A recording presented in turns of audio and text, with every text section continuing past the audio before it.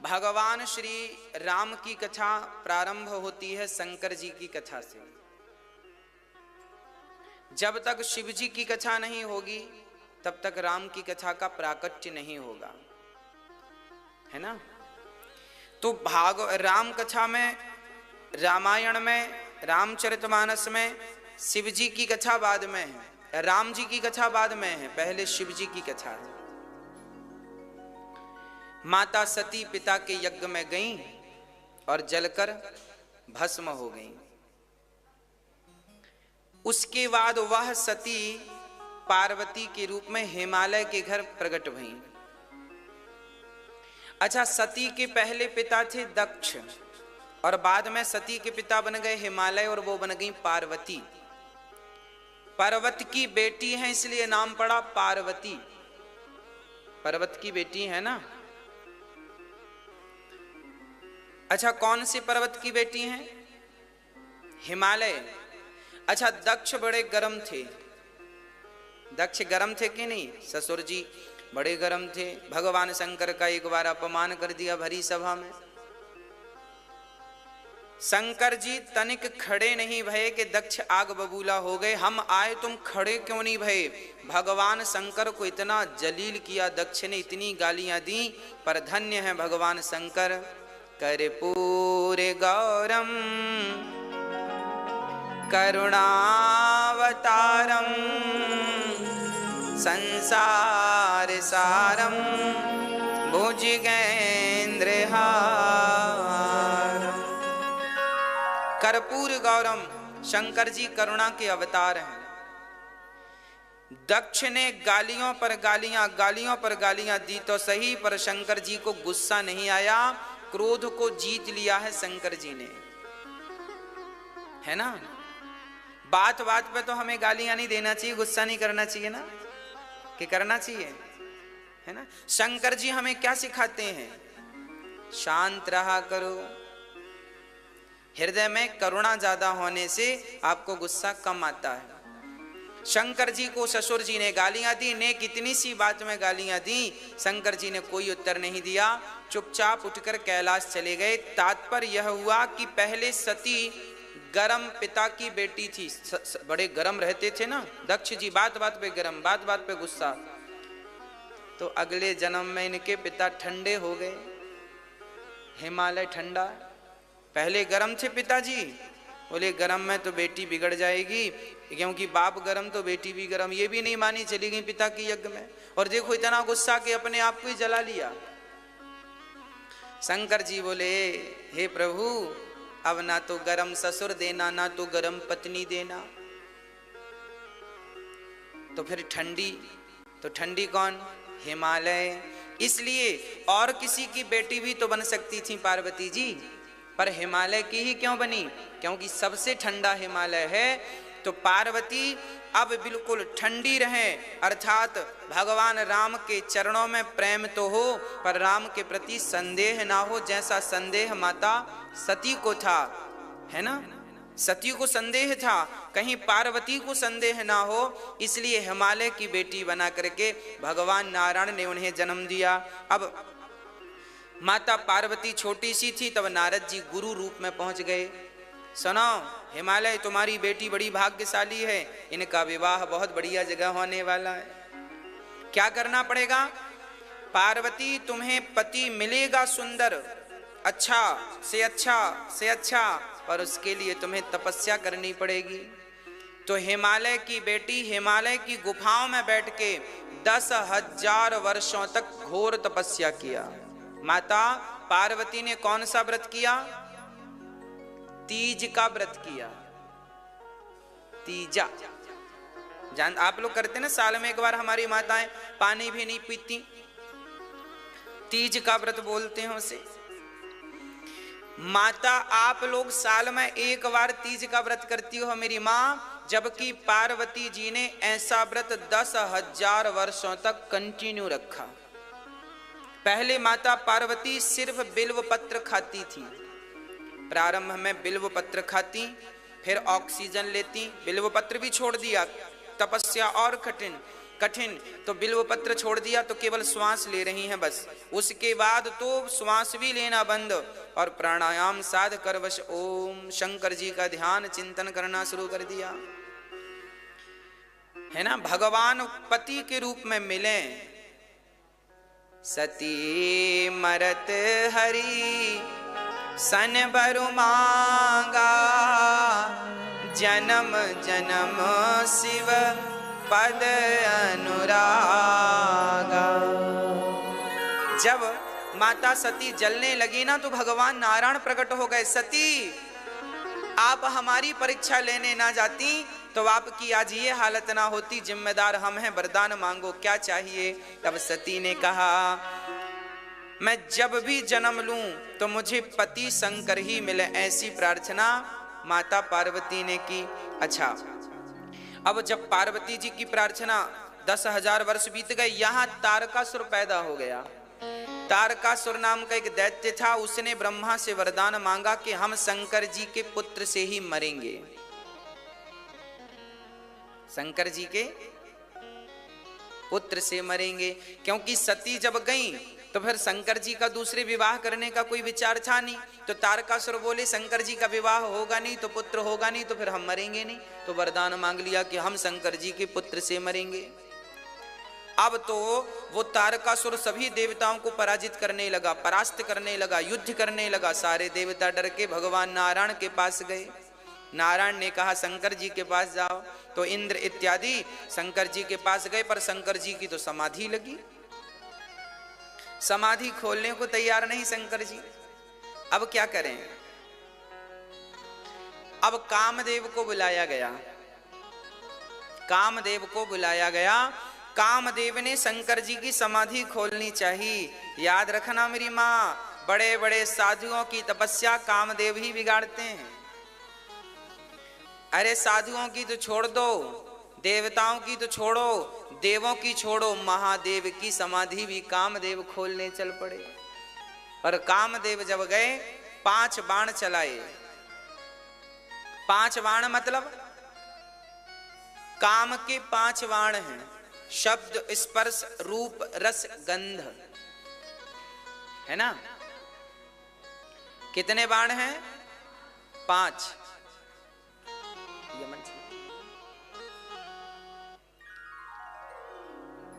5 बाण। जब ये 5 बाण चलते हैं ना, आज व्यक्ति इन 5 से ही तो परेशान है। या तो आंख से परेशान है या तो कान से। आंख से रूप अच्छा दिखा तो पागलपन, कान से सुनाई पड़ा कि बढ़िया कह रहे हैं इनके बारे में तो पागलपन। चमड़ी चाहती है स्पर्श करना, अर्थात हमारी शरीर की इंद्रियां 5 जो हैं यही 5 बाण।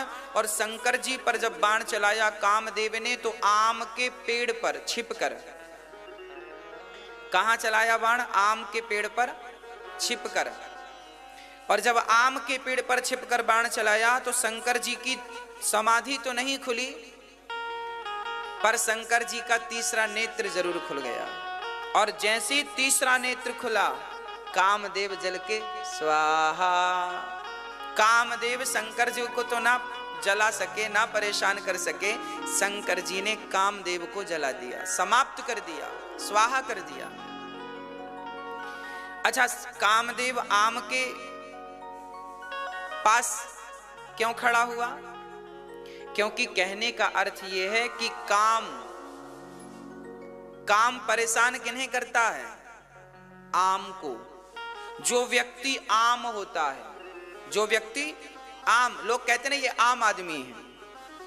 आम आदमी मतलब सामान्य, साधारण। जो सामान्य जन है काम उन्हें परेशान करता है, जो भगवान के भक्त जन है काम उन्हें परेशान नहीं करता। इसका तात्पर्य यह है आम पर छिपकर के बाण मारने का आशय।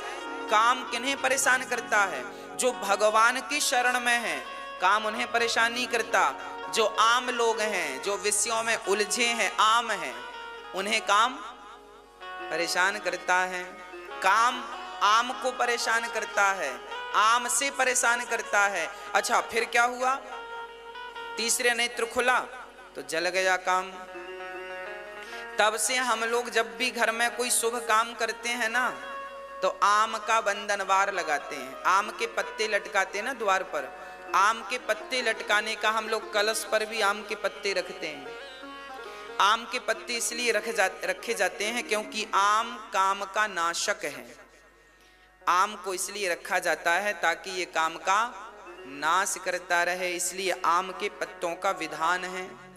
ठीक है। अब यहाँ कामदेव जल गए, सारे देवता परेशान, अब तो कामदेव जल गए, अब शंकर जी विवाह क्यों करेंगे, काम तो जल गया। शंकर जी भगवान नारायण के पास गए, अब तो शंकर जी विवाह करेंगे नहीं, चलो उन्हीं से बात करते हैं। तो भगवान नारायण ने शंकर जी से कहा,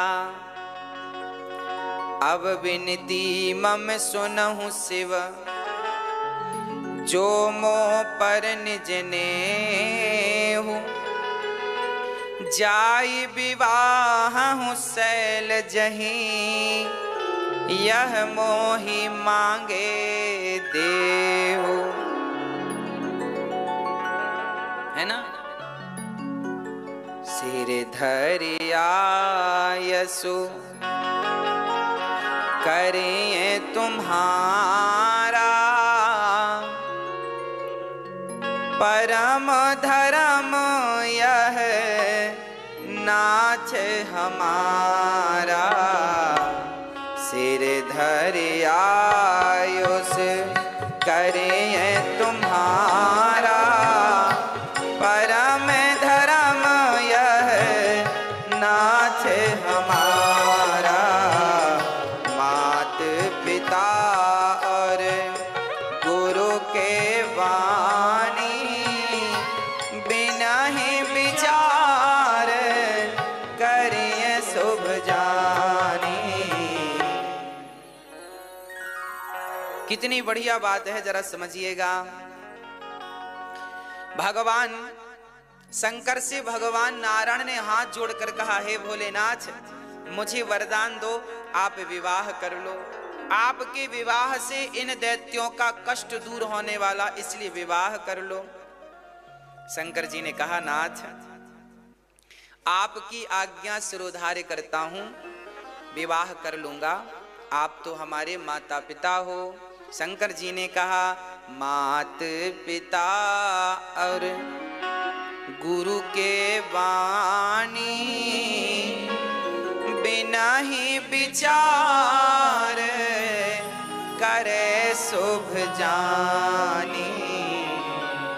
देखिए रामचरितमानस की कितनी बढ़िया आज्ञा है। ये बात शंकर जी कह रहे हैं अपनी वाणी से, कह रहे हैं कि माँ की आज्ञा, पिता की आज्ञा और गुरु की आज्ञा, इन तीनों की जो आज्ञा है उस पर काम कर पड़ो बिना विचार के। आपका दोस्त कोई सलाह देता है तो उस पर विचार करो, सही है कि गलत। पर आपकी मां कह दे कि ये काम करना है तो बिना विचार के कर पड़ो। पिता की आज्ञा, ईश्वर की आज्ञा मान के करो, और गुरु की आज्ञा, क्योंकि गुरु ने जो बात कही है वो ऑलरेडी विचार करके कही है। मां ने जो बात कही होगी वो ऑलरेडी विचार करके कही होगी। मां कहती है बेटा यहां मत जाओ, तो मां ने विचार किया होगा ना कि यहां जाने से बच्चे का नुकसान है। इसलिए माता पिता जो कहते हैं वो मानने योग्य है, उस पर आपको विचार नहीं करना, क्योंकि ऑलरेडी उन्होंने विचार करके आपसे कहा है। इस प्रकार माँ बाप की आज्ञा का पालन हमें करना चाहिए। शंकर जी कहते हैं ठीक है हम करते हैं विवाह। अच्छा, शंकर जी ने ये तो कह दिया हम विवाह करेंगे, और भगवान नारायण गए तो समाधि में डूब गए। अच्छा, किसी ने शंकर जी से कहा आपने तो कामदेव को जला दिया, अब आप शादी क्यों करेंगे, क्योंकि शादी काम तो है नहीं, अब फिर शादी करने का अर्थ क्या। तब कह दिया कि मैं विवाह करूंगा, पर विवाह काम की प्रेरणा से नहीं, विवाह तो मैं राम की प्रेरणा से करूंगा। विवाह काम की प्रेरणा से ना हो, विवाह राम की प्रेरणा से हो, अर्थात जीवन भोगमय ना हो, जीवन भक्तिमय हो। विवाह करना बुरा नहीं है,